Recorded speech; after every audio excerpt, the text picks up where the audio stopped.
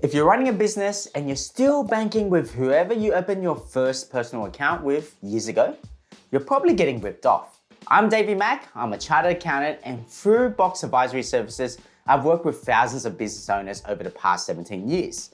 And I've seen clients waste money on the wrong accounts, get hit with unexpected fees, and miss out on features that could save them hours of admin work. So in the next few minutes, I'm going to show you exactly which banks offer the best value for different types of businesses, which ones to avoid, and most importantly, how to choose the right account that would actually help your business. Before we dive into the specifics, let me explain how I approach this ranking. I've evaluated each bank across 7 key criteria.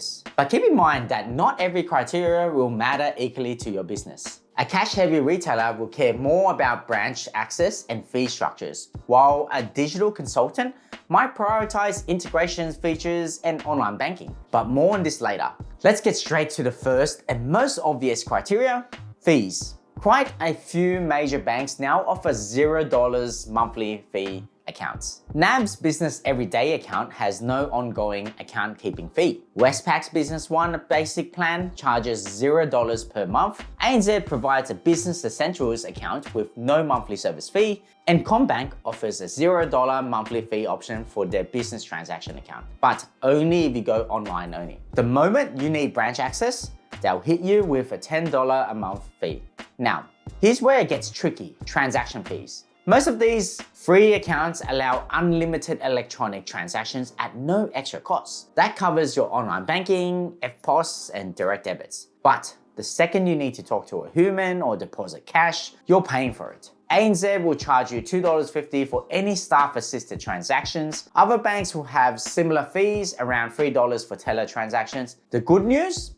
ATM access is generally free across major bank networks. You can use any major bank's ATM without fees, which is a massive improvement from the old days. But here's what really caught my attention. The digital banks are changing the game completely. Tyro business account has no account keeping fees, no transaction fees, and no overdraft fees at all. It's designed for businesses using their FPOS system, but it's generally fee-free. Similarly, Airwallex and Wise Business can charge no monthly fees for multi-currency accounts. They make their money on foreign exchange and add-on services instead. The bottom line, you can absolutely bank with $0 monthly fees and free unlimited transactions. Traditional banks will charge you for branch services, while digital providers skip the physical banking but might not offer cash handling. The second benchmark is integrations with accounting softwares. Now, before I get into the specific integration features, let me quickly mention something that's going to save you hours of bookkeeping headaches. All the banks I'm discussing integrate directly with Xero, which is the accounting software I recommend to pretty much every client. Here's why this matters. Instead of manually entering every transaction, Xero automatically pulls your bank feeds and categorizes everything for you. I've been using Xero myself for years, and honestly, it's a game changer. You can reconcile your accounts in minutes instead of hours, generate your business activity statements reports with a few clicks, and if you got employees, the payroll feature handles all your super and PAYG calculations automatically. If you're not on Xero yet, I've got a special link in the description with a significant discount. Check it out. Right, back to integration. The big 4 banks, ANZ, CBA, Westpac, NAB, all offer automated feeds to accounting softwares. CommBank can sync transactions directly with Xero and MYB from NetBank or Combiz. NAB advertises its integrations with MYB and Xero on their business accounts. Once connected, your daily transactions flow into your accounting ledger automatically. But here's where some banks go further. Open banking APIs under the Australia's Consumer Data Right now allows more sophisticated integrations. CBA and Westpac have developer portals for certain banking functions. However, these are typically used by larger businesses. The newer fintech accounts are built with integrations in mind from day one. Wise Business offers built-in integrations and even an open API for transactions. Airwallex provides API access for payments and data, which can be brilliant if you need custom automations. There can be hiccups though. Some banks historically required paperwork for feeds, and if your account needs dual authorization for transactions, the setup can be more complex. Not every regional bank has direct feeds either. They might rely on third-party services, which can be slower. The key point, all major banks support direct feeds to accounting softwares, and it's a massive time saver. Just make sure your chosen bank is on the supported list for your accounting platform. Next up is multiple user access and controls. As your business grows, you will need to give others access to your banking, but in a very controlled way. This is where traditional business banking really shines. The major banks let you create multiple logins with customizable permissions. ANZ Internet Banking for Business allows you to add operators with specified access levels. You can give some users view-only access for your bookkeeper, while others can prepare payments but not authorize them. CBA's CommBiz and Westpac's online banking for business support role-based access control. Instead of sharing one login, each person gets their own credentials and specific permissions. All big banks support dual authorization, requiring 2 people to approve payments. This is crucial for fraud prevention. You can set it so any payment above a certain amount or all payments must be submitted by one user and approved by another. One director initiates a transfer, another must log in and confirm it. For employee expenses, many banks allow issuing additional cards with set limits. Westpac lets you add cardholders to your business debit card and choose between full access or limited access. A limited card might restrict ATM withdrawals and have daily spending caps. Business credit card programs allow multiple employee cards under one account, each with individual limits. However, credit cards are sometimes a pain to apply for due to the business and directors requiring to go through a full credit application for finance purposes. Modern expense management solutions like Davie Pay or AirWallet's cards provide virtual debit cards with preset limits that integrate with your banking, which can bypass the whole credit card application processes. But here's the catch. Some newer digital accounts may be a single user only. A fintech app might be tied to one person's login, suitable for sole traders, but not companies with staff. However, providers like Wise Business have introduced multi-user access with role-based permissions, and AirWallet is built for teams from the ground up. The bottom line, if you need multiple users, choose an account supporting multi-user online banking and dual authorizations. All Big 4 banks do this through their business portals. You can safely give access without handing over full control of your bank. The 4th benchmark I looked at was interest and rewards. Most business transaction accounts pay little to no interest. They are for working funds, not savings. The standard accounts at big banks typically offer 0 to 1% in rates. To earn interest, you need separate business savings accounts. ANZ's Business Online Saver offers tiered rates around 0.95% for large balances. CommBank's Business Online Saver advertises up to 0.65% variable. These rates have been gradually increasing, but they're still not spectacular. For better returns, consider term deposits. Major banks were offering 3.5 to 3.9% for fixed terms in 2025. Some smaller players are more aggressive. Macquarie introduced a business saver account with around 3.9% variable on balances up to $2 million with no monthly fee. Zeller has a savings account offering up to 4% per annum. The trade-off though, it's online only with no debit card or branch access. For rewards, you're looking at business credit cards mainly. NAB Rewards Business Signature earns 1.25 points per dollar on purchases. NAB's Qantas Business Card earns Qantas points. CommBank offers a Business Awards MasterCard earning Qantas or CBA points. Westpac's Business Choice Rewards gives 0.5 Qantas points per dollar. These cards often have annual fees of anywhere between $150 to $300, so the rewards need to outweigh the costs. Some allow earning points on the ATO payments, which can be valuable for businesses with significant tax obligations. American Express cards are an option too. The rewards are better, but the fees are generally higher. The strategy is to use your main account for day-to-day bankings, move surplus funds to high-interest savings accounts. Next up is overdrafts and lending facilities. One key advantage of traditional business banking is access to credit facilities when you need them. All big banks offer overdraft facilities attached to your transaction account. An overdraft gives you a line of credit to dip below zero to an approved limit, which is useful for cash flow management. CommBank markets flexible repayment overdrafts. Westpac offers optional overdrafts on Business One accounts, but you need to apply and be approved based on your business financials. Interest rates are currently in the high single to low double digits. Westpac's base rate was around 8.09% and NAB's around 9.97% for standard overdrafts. But in a lot of cases, because they're unsecured overdrafts, they usually incur 10 to 12% annually. There can be fees too, like facility fees, unused line fees, or establishment fees. But if used carefully for short-term gaps, the interest cost can be quite reasonable. Beyond overdrafts, banks offer various business loans. NAB's Quick Biz provides unsecured short-term loans and digital overdrafts. Equipment finance and vehicle loans are available as lease or hire purchase arrangements. Trade finance and invoice financing are available for more complex needs. Business credit cards act as short-term loans if you carry a balance, though at a higher rate around 15 to 20%. Digital banks often don't offer traditional overdrafts directly. Airwallex is purely transactional with no ability to go negative. However, some partner with lenders or offer referral programs. Judo Bank focuses on SME lending but doesn't provide transaction accounts. If credit availability is important for you and your business, traditional banks hold the advantage. They offer integrated overdrafts and a full spectrum of business loans. Digital banks excel in simplicity and costs but generally lack in-house lending.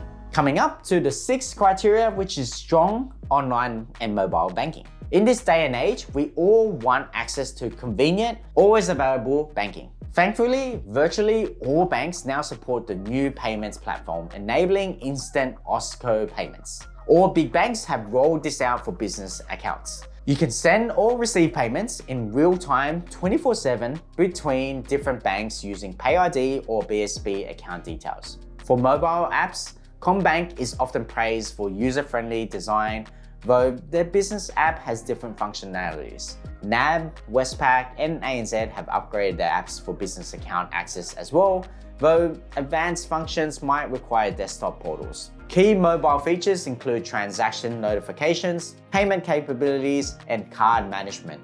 Westpac's app lets you temporarily lock a misplaced card instantly. Mobile check deposits is increasingly popular.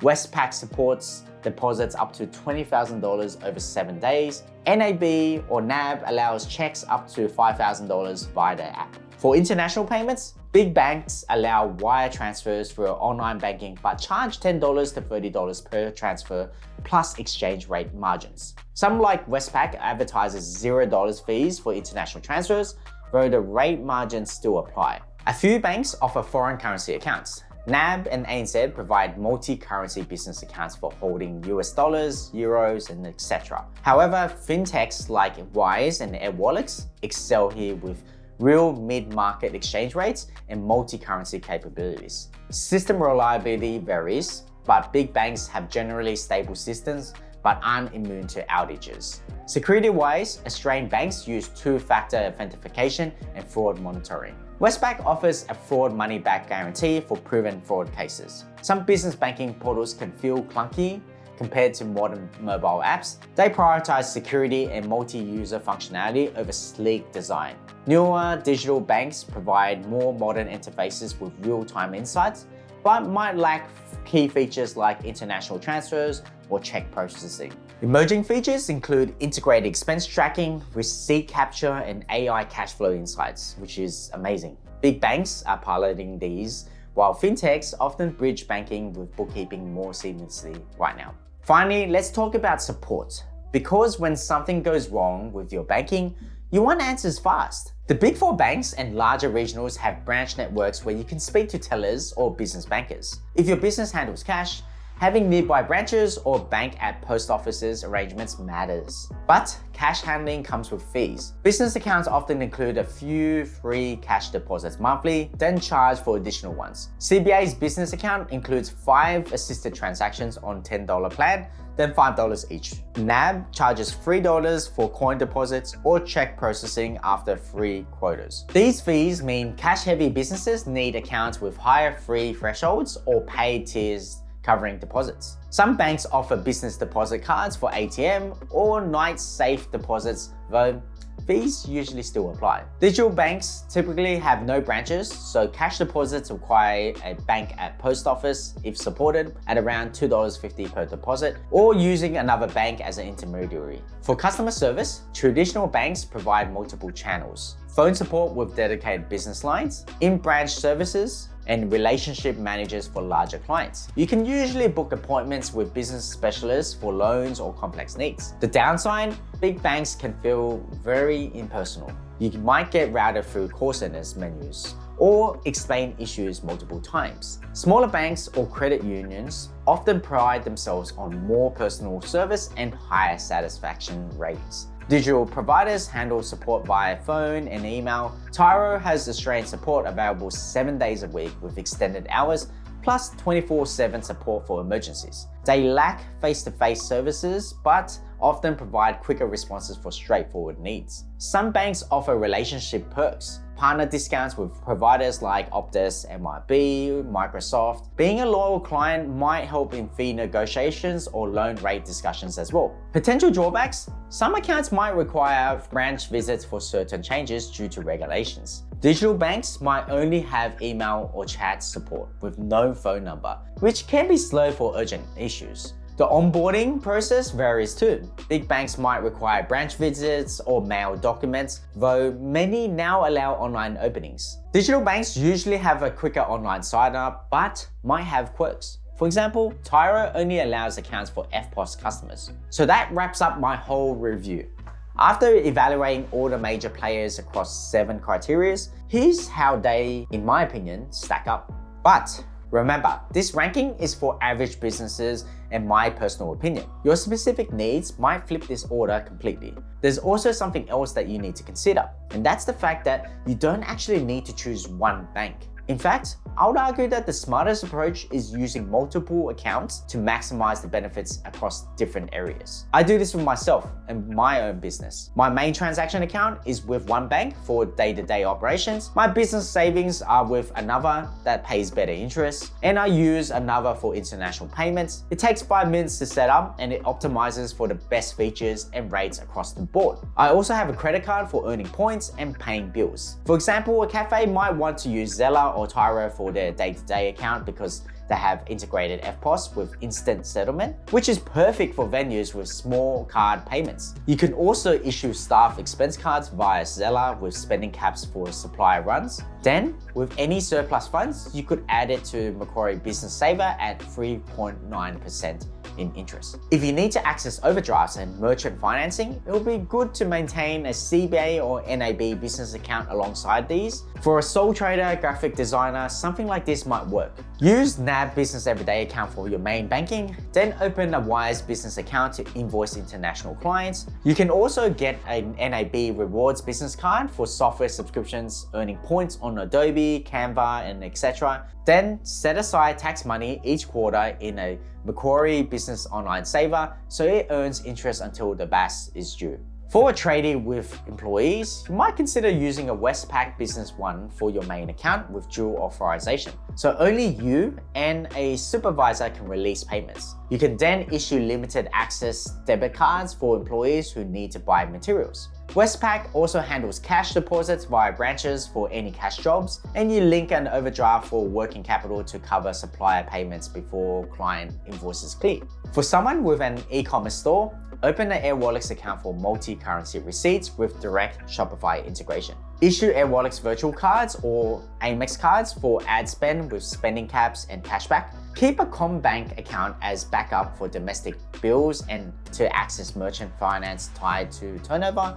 And then park profits in Macquarie Business Savers for higher interest.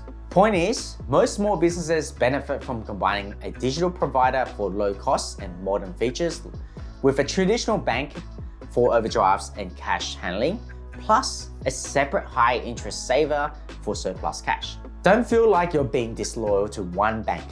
They're businesses too, and they're not optimizing for your best interests. You should optimize for yourself. Look, at the end of the day, your bank account should make your life easier, not harder. It should save you money, not cost you money, and it should integrate seamlessly with your accounting systems so you can focus on running your business instead of managing your banking. And remember, if you're ready to streamline your bookkeeping and get those automatic bank feeds I mentioned, check out that Xero link in the description. The discount I've arranged will more than pay for itself in the time you'll save. I'll see you in the next one.